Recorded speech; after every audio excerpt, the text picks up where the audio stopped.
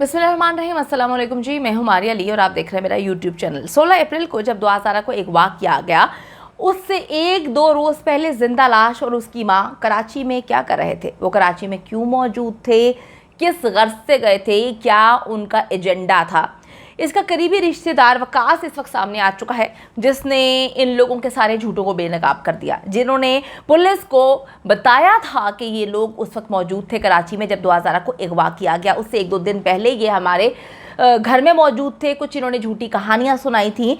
उसके बाद भी आईओ ने इस हवाले से कोई भी तफ्तीश नहीं की। आईओ ने क्यों इस केस को सही अंदाज में नहीं देखा, क्यों वकास के इतना सब कुछ बताने के बावजूद वो इस केस को सिंपल लव मैरिज जो है वो दुनिया को बताता रहा। और इसका भाई शब्बीर उस दौरान जो है हैदराबाद में क्या कर रहा था, हैदराबाद जाने की वजूहात क्या थी, उसकी लोकेशन हैदराबाद कैसे ट्रेस होती है। बड़ी अजीबोगरीब किस्म की स्टोरी है जो बार बार सुनाई जा रही थी कि दुआसारा कराची से लाहौर अकेली जाती है, तो अब उसका पोल खोल दिया है इन्हीं के रिश्तेदार वकास ने, जिसके घर ये लोग आकर ठहरते हैं, जिसके घर में ये लोग रहते हैं और उनको अजीबोगरीब कहानियां सुनाते हैं। आज की वीडियो इसलिए इंपॉर्टेंट होने जा रही है कि जो लोग पहले दिन से बकवास कर रहे थे, झूठ बोल रहे थे, झूठी कहानियां सुना रहे थे कि दुआसारा कराची से लाहौर खुद आती है, जिंदा लाश को तो पता भी नहीं होता कि दुआ कराची से आने वाली है, तो वो फिर अपनी माँ के साथ कराची में क्या कर रहा था, उसका भाई हैदराबाद में क्या कर रहा था, ये उन रिश्तेदारों के घर क्यों जाते हैं जिनको इन्होंने 14 से 15 साल से मुंह भी नहीं लगाया। वीडियो इंपॉर्टेंट है, इंतहाई इंपॉर्टेंट है, आखिर तक ज़रूर देखिएगा, ताकि इनके झूठ तो हमें पता ही है कि ये लोग झूठे हैं और सर से पाँव तक झूठे हैं। बच्ची से ये लोग झूठ बुलवा रहे हैं, जब बच्ची झूठ नहीं बोलती तो उसको मारा पीटा जाता है, जिसके निशानात हम लोगों ने देख लिए हैं, हमारे पास उसकी पिक्चर्स और सबूत मौजूद हैं। दूसरा, उन यूट्यूबर्स के लिए जो बार बार कहते हैं केस ख़त्म हो गया, इस केस में कुछ नहीं है, दुआ अकेली कराची से आती है लाहौर, तो फिर उनको भी ये जो है जवाब है कि खुदा के लिए लोगों को गुमराह करना छोड़ दें, झूठी कहानियां मत फैलाएं। आप लोग भी अच्छे से जानते हैं कि दुआ किसी सूरत कराची से लाहौर नहीं आ सकती थी, लेकिन फिर भी आपने अपना मंजन बेचने के लिए सिर्फ और सिर्फ झूठ बोला। तो आज की वीडियो में आप खुलासा करने जा रही हूं कि दुआसारा को जब अगवा किया जाता है तो ये लोग वहां पर क्या कर रहे होते हैं। 16 अप्रैल को जब दुआसारा को अगवा किया गया, उससे एक दो दिन पहले जिंदा लाश अपनी मां के साथ कराची में मौजूद था। उसका करीबी रिश्तेदार वकास जो है उसने सारा का सारा पोल खोला है।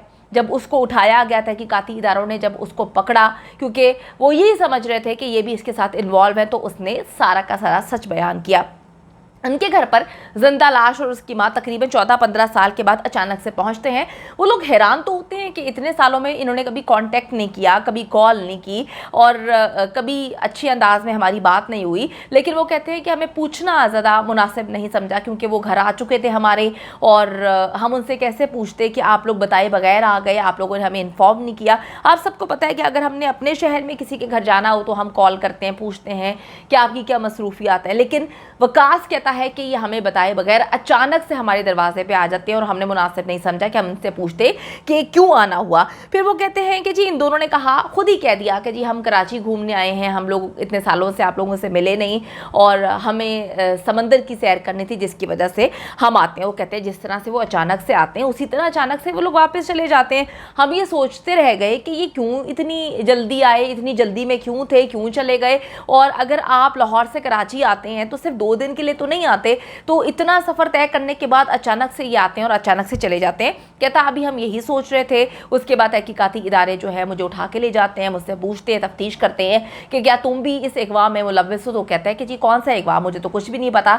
वहाँ जाकर कहता है मुझे इल्म होता है, हमारी फैमिली को पता चलता है कि कोई दुआ नामी लड़की जो है वो कराची से अगवा होती है और ज़हीर का उसके साथ कनेक्शन है, और बाद में पता चलता है कि ये लोग कराची क्यों आए थे। अच्छा जी, एक और मैं आपको बात बताती चलूँ कि जिस दौरान ये दोनों कराची में थे उसी दौरान जिंदा लाश का भाई शब्बीर जो है उसको उसकी लोकेशन ट्रेस की गई है हैदराबाद की, यानी कि ये लोग कराची में मौजूद थे और वो हैदराबाद में थे। तो अगर आप अब ये कहानी सुनाने की कोशिश करते हैं कि सब इत्तफाक है, तो ऐसा इत्तफाक सिर्फ इन्हीं लोगों की ज़िंदगी में होता है। बाकी आम नॉर्मल पाकिस्तानी किसी जो है ऐसे इत्तफाकात से नहीं गुजरे कि एक बहुत अच्छा जो है टैक्सी ड्राइवर मिल जाता है जो पैसे के बारे में बात नहीं करता, जो पेट्रोल भराने के लिए नहीं कहता, वो कराची से जो है वो लाहौर लेकर आ जाता है। उसके बाद ये इत्तेफाक कि ये हैदराबाद में था, फिर ये इत्तेफाक के अगवा से 1-2 दिन पहले ये दोनों कराची में थे। ये बड़े इत्तेफाकात हैं जो हमें डाइजेस्ट नहीं हो रहे, हजम नहीं हो रहे।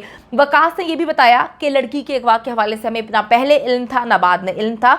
उस शख्स से जी अगर मज़ीद तफ्तीश की जाती तो उसी वक्त ये मामला हल हो जाता। लेकिन मैं वही कह रही हूँ कि पुलिस मुसलसल इस केस को पहले दिन से ख़राब कर रही है। पुलिस का जो रवैया है वो आप भी बहुत अच्छे से जानते हैं। आपको मैं ये भी बताऊं कि ये भी इंकशाफात हुए हैं कि जो जिंदा लाश है वो 7 अलग अलग कंपनीज की सिम्स जो है वो इस्तेमाल कर रहा था। उसके पास जो एक मासूम लगने वाला लड़का जिसको फ्यूचर का डॉक्टर बना दिया गया था, जो कि एक जाली ही डॉक्टर बनना था, वो कितना झूठा इंसान है। उसने 7 मुख्तलिफ कंपनीज की सिम्स रखी हुई थी, वो उनको इस्तेमाल करता था। वकास को जी हर हाल में बुलाकर उससे तफ्तीश करनी चाहिए, पूछना चाहिए। और अब कुछ लोग ये भी कह रहे हैं कि इस गिरोह की करता धरता जो है वो जिंदा लाश की माँ भी है, क्योंकि जहां जहां देखा गया जिंदा लाश की मां वहां पर पाई गई। मैंने आपको एक बार पहले भी बताया था, फिर आपको कहूंगी कि एक बार अगर आप पंजाब यूनिवर्सिटी जाते हैं, इनकी फैमिली की इन्वेस्टिगेशन करते हैं, तो आपको सब पता चल जाएगा कि इसकी फैमिली कितनी शरीफ है और कितने अच्छे अंदाज में इनको जाना जाता है पंजाब यूनिवर्सिटी में। अब मैं आपको बताती चलूँ कि पहले दिन से ये लोग मिलकर आवाम को पागल बना रहे हैं। इन्होंने दुआ ज़ारा को भी आगे कर दिया, हर जगह वो बच्ची बेचारी झूठ बोलती है और आपने देख लिया कि जब उसे ज़्यादा झूठ बुलवाने होते हैं तो उसको मारा पीटा भी जाता है। लेकिन ये मामला इतना सिंपल नहीं है जितना जो है सिंपल बनाने की कोशिश की जा रही है। पुलिस ने जो घटिया झूठा 3rd क्लास किस्म का चालान अदालत में जमा करवाया है, उसकी कहानी तो आप सबको पता है कि उसको रिजेक्ट कर दिया गया है। अब अदालत ने नए सिरे से तफ्तीश करने के लिए कहा है, लेकिन आईओ चेंज नहीं किया गया। अगर यही आईओ दोबारा उस तरह से इन्वेस्टिगेशन करेगा, इस आईओ ने वकास से सही अंदाज में इन्वेस्टिगेशन नहीं की। वकास ने सारी कहानी सुना दी थी, बता दिया था कि ये लोग हमारे घर में मौजूद थे, अगवा से 1-2 दिन पहले हैदराबाद में मौजूद था जो है उसका भाई शबीर। लेकिन यही आईओ है जिसने पहले भी इस केस को सिर्फ और सिर्फ लोगों को भटकाने की कोशिश की थी, ये कहकर कि दुआ ज़रा कराची से लाहौर खुद आती है, उसको नहीं पता था टैक्सी ड्राइवर कौन है, उसको नहीं पता था रिक्शे वाला कौन है, ना इसने तफ्तीश करने की कोशिश की। उसने कहा कि सिंपल लव मैरिज है, लड़की अपनी मर्जी से भागकर लड़की ने शादी की है। अब यही आईओ है, किस अंदाज में वकास से तफ्तीश करनी है, ये लोग तो इसको इग्नोर ही कर रहे हैं। लेकिन अगर वकास से पहले ही तफ्तीश कर ली जाती तो अभी तक ये केस सॉल्व हो चुका होता। अच्छा जी, अब इससे मज़ीद तफ्तीश करनी चाहिए, क्योंकि ये एक ऐसा हमारे पास मैं कहूँ कि मेन पॉइंट है। वकास ने जो इंकशाफात किए हैं वो डेफिनेटली इस केस को जो है चेंज करने के लिए बहुत ज़्यादा जो है ज़रूरी हैं, ताकि इन सारी चीज़ों को जो है सही अंदाज में देखा जाए। वकास ने पुलिस को रास्ता दिखा दिया था, मगर आईओ ने इसको जो है सही अंदाज में नहीं लेकर चला। अब ये कन्फर्म्ड हो चुका है कि दुआ ज़ारा कराची से तो लाहौर अकेली नहीं जाती। आगे चल के मज़ीद चीज़ें कंफर्म हो जाएंगी और ये लोग मुसलसल झूठ बोल रहे हैं कि केस ख़त्म हो चुका है, जो है वो केस में कुछ नहीं रहा। तो जी अब तो केस शुरू हुआ है, अब तो सारे ताने बाने जो हैं वो एक दूसरी चीज़ों से मिलना शुरू हो गए हैं। अब तो असलियतें खुल के सामने आ रही हैं, अब तो सारे मामला जो हैं निकल कर सामने आएंगे और पता चलेगा कि दूध का दूध और पानी का पानी कैसे होता है। ये लोग झूठे हैं और इन्होंने ना सिर्फ दुआ ज़ारा को वरगला कर अपने साथ अगवा किया, बल्कि अब ये भी तहकीकात होनी है कि कितनी लड़कियाँ इनके हाथों जो है फ़रोख्त हो चुकी हैं, इन्होंने कितनी लड़कियों की ज़िंदगियाँ बर्बाद की हैं।